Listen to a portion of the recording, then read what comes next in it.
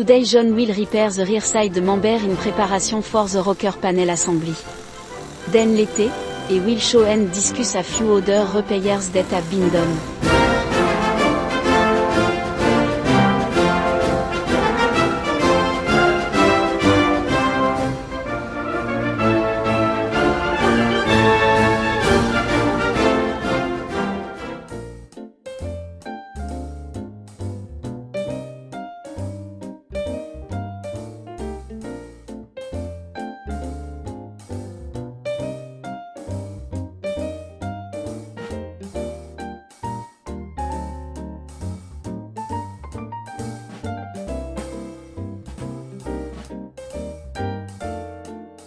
So I've removed all of the rocker panel assembly, inner and outer seal, web, castle rail, all their technical terms for it. But came off the front, not too bad. Yes, you have to drill all the way through this flange because it goes through all those three pieces that are stacked behind here. So you gotta make sure you get through all of that. Let's look at the back. All right, so I'm not gonna lie to you, it was a major pain in the ass getting this off because as I keep stating, everything comes through this piece right here. So everything is attached in some way to here or to this back of the inner fender. So do what you gotta do, but you're gonna be cutting through 3 or 4 pieces to get all this stuff off. And we're trying to leave this intact. I did an okay job. It's got a little, some bends and things in it, but just a pain in the ass all the way. So what have I determined? Oh, I also got this off fairly okay. Got it bunged up in here, but again, I can just weld in another flange right here. In general, the B pillar is in decent shape. That's this guy. It's in good shape, so I'll just bang it out and we can reuse that again. This is where the fender attaches, or rear quarter panel, whatever you want to call it. All right, so let's look at this thing, and I don't know what they call it. These next 2 images care of British heritage. In the first one, it shows clearly the rear half of the vehicle is separate from the front half of the vehicle, and then they're brought together, and the side member parts that we're working on right now are that point of attachment. Here you're seeing the castle rail being welded into place, and then it's built up from there with the inner sills and all the webs and those types of things. So this is a critical junction. Bullnose something or other, but it's in rough shape and it is so critical to the structure of the car. I'm trying to get my headlight in here. And it's rough. This lower flange is rough, and it's rough till about the center of these holes. If you were just to come across maybe a ½ inch up from the bend right here. So I'm going to do what I had to do on the other side, which is make my own this piece, this lower flange, and then just come up with another piece across here. So what's critical here, as you can probably tell, is this bend right here, with this contour, because that defines the shape where all these other pieces, sorry gang, all these pieces come in. So I've kind of gathered them here for you. That shape on the back of this black inner sill exactly nestles inside this shape. So it's fairly critical that whatever you're doing to this piece, you keep this shape accurate, because not only does the inner sill fit in there, but so does the castle rail. This is the back end of the castle rail, and that literally mounts underneath this shape and adheres to it, molds to it. So you have to kind of bang it to fit. And then of course there's the outer sill, which kind of comes in here and has to follow this angle here. So very important part to get right. So as I said, I'm going to be making two pieces. This lower flange. Sorry for the shadow, guys. Just shit camera work here. Anyways, and then halfway up here. So I'm going to use what I call the Fitzy method of two pieces. You know, you could be a hero and, you know, cut a piece out here and make a buck and bang it in here, so it's got this corner radius in it. And there's actually a YouTube I've seen of a chap in England that does that, and, you know, hats off to him. But the Fitzy method is to cut this piece as one piece because it's easy. It's just a flat that you can bend the shape into, and then cut another piece, kind of a banana piece, banana shaped piece. It comes across like this, and weld it onto this one, and then weld them both along this edge. Ends up being fine structurally, very easy to do. You can just use flat stock. So yeah, that's what we'll be doing. As an add-on bonus feature of this film snippet, if we look here, again, this is where all these bits and pieces come together. This piece that you see here is actually the end of the inner sill, which is right here on the ground. And you can see this big flange here coming off the back of this is what you're seeing riveted here, or spot welded, sorry. I'm from the aerospace industry. Everything is riveted, so that's my term for it. So spot welds. And you can, with all this stuff removed, we can get a better idea of how nasty this area is through the shadows of just how eaten this is away. So again, nothing harsh. Same thing I did on the outer inner fender weld. Just got to cut a rectangular piece. It just fits in right here, good structural metal. And then again, after everything's done, you've got 3 to 4 levels of metal coming together here. So very, very thick and very strong. All right, so here's my cardboard templates for the area in question. There's that bottom web. And there's the bullnose shape, makes it obvious. And again, this seam here is what's critical. As long as you get that all dialed in when you're welding it back together, everything will be fine. So I'm going to cut two pieces, one that's basically this shape. I've shown this here because you saw how rotted it was on the outer fender well. Well, this piece comes across like this, and there's a 90-degree flange all the way around this shape that spot welds to the inner fender. And this piece had rotted off, so I'm going to, once this piece is cut, this bottom piece is cut, I'm going to weld in a little flange 90 degrees going down along this edge here. So I have that to weld back to the inner fender. So one flat piece, and then here, again, I only need like up to here. I'm going to come up about a 1/2 inch, come over, and then weld that into this piece here.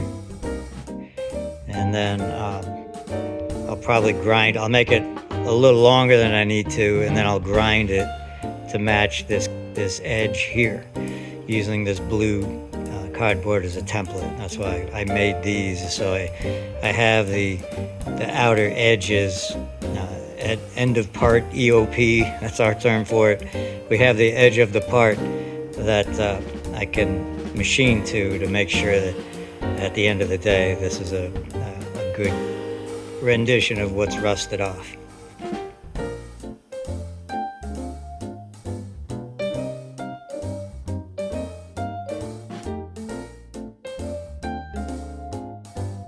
So I've got my first piece ready to weld in place. As you can see, it's way oversized or way too long.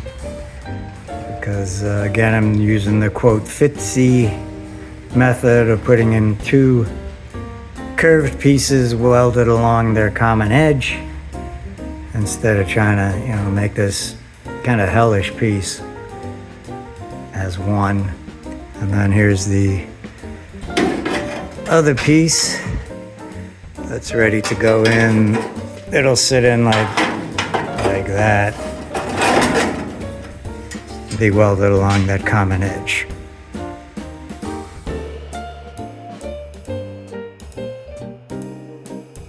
Alright, so this piece has been welded in. You need to clean the weld here because the inner sill comes flat on here and then starts to deviate because it's coming straight back. So in here, back here, you don't have to worry about, I mean, aesthetically you can grind those down, but you don't need to worry about it. They're not in the way or anything. So now I'll start fitting this next piece in. Sorry about that. It's gonna go, you know, like that. Somewhere in here. Gotta clean it up. Cut it back down to size. Again, cut everything bigger than you need. Just another little aside, but when you're gonna do the welding, you need to determine which side you're gonna weld on, right? So in my case, the more, the side that needs to not look welded on is this one, right? This is the one from inside the cabin. Even though this is covered by carpets and this, that, and the other, you know, the next bloke that's gonna weld something in here, you want this seam to be clean, so to speak. So this one is really easy to clean up because it's on the back side of the weld. So like again, this side doesn't really matter what it looks like, but on the back side, it does matter because not only are there aesthetic reasons for it, but you also, I've got to weld this flange back on to it. So you don't want it bumpy, you want it all flat and nice. So that's what's going on here. So you need to determine that when you're going to start welding. So a couple photos. This is showing a fit up. No, actually this is welded along that common edge, showing how the pieces fit together. Here's that little flange I had to weld onto the back to mate against the inner fender well. This is just showing a test fitment of the heel board to see if the contour was correct, and it fit really well. This is just a shot of the inner fender well that I'm replacing, that rotted area, getting started. Follow us à John reviews the progress so far. Alright, so I figured it's time for an update. I've got a lot done, kind of all over the place. Just in the mood. Anyways, I got all this welded in better. Obviously got to do some grinding. I think we've seen that all the old rusted stuff is gone. This is the inner rail. I was just doing a check fit and it fits terrifically because this is all now done. A little bit of cleanup, grinding on it. Also got the back wall, not back wall, but this is part of the fender. I'll show you in a second. Got this little flange welded in. This piece is obviously longer than I need because I just find some scrap welded in and I cut it back once everything's fit together. But this is an extension of the inner fender. Right, this is all one piece here at the end of the day. And then the outer inner fender fits over this, again making this a very thick area once everything's built up. Did a small repair there on some rust. I did finish up the last battery box, just final grinding cleanup on this guy. Got to start welding in these cross members here. I actually put in the, this was an interesting story. For some reason, watch yourself. For some reason, the previous genius cut the trunk mount out. It was just cut out. So I had to scavenge that off the donor vehicle and put it in. I don't know if you can see it here. Well, you can because it's showing the light through it, but I've got some decent rust. So again, donor vehicle, I'm gonna cut a patch about yay big, just weld that in. So yeah, I was doing that. So just lots of little things all over the vehicle. While I have it at this different angle, just that type of stuff. But we're getting there. I think the next footage will be maybe doing that repair in the trunk so you can see the steps of taking a part off an old vehicle and putting on a new one. I don't think I've seen that anywhere on YouTube. There's plenty of, finding new parts from Moss or Rimmer Brothers, like this guy here. But I haven't seen anyone show you how to cut apart out an old one and throw it into a new one. So maybe we'll make that one the next video. Oh, I think this part was welded in.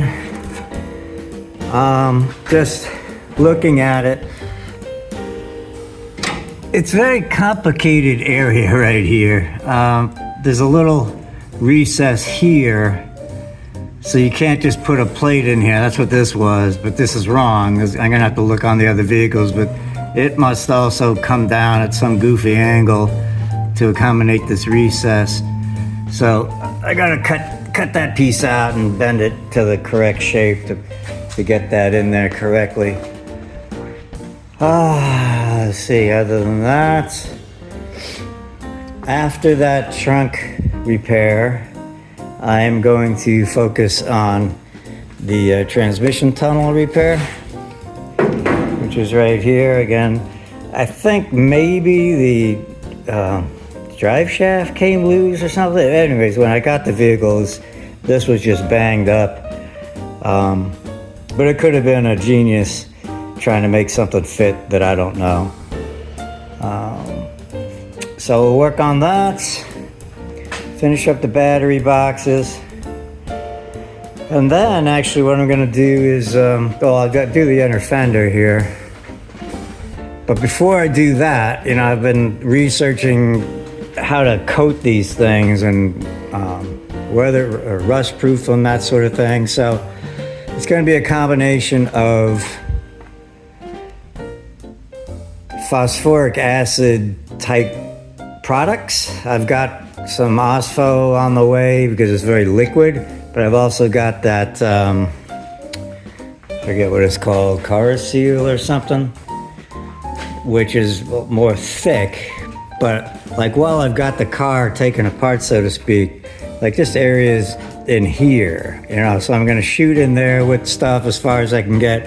I've also ordered one of those undercoating spray guns, which you can attach the plastic tubing to, so you can snake it down in there. And then any other cavities like that, like up in here, up in here, up in the A-pillar, so just so you can spray something in there. And I'm just gonna spray that car seal up in there, so if there is any rust in there, it'll get converted and stop rusting. Also just under here, while I've got it exposed, I'll be cleaning that up, that type of stuff, and any other areas that I can get to. Eventually, when everything is welded up, what I plan to do with this, FYI, is sandblast everything and then immediately prime it. I've got the two-part epoxy primer which will go on, and then the bottom of the car will get bed linered. I looked at undercoating and I've looked at bed liners, and it seems that bed liner material is the better material. It also puts a a nicer finish. It's got that kind of, I don't know what you'd call it, but it's just got a texture to it.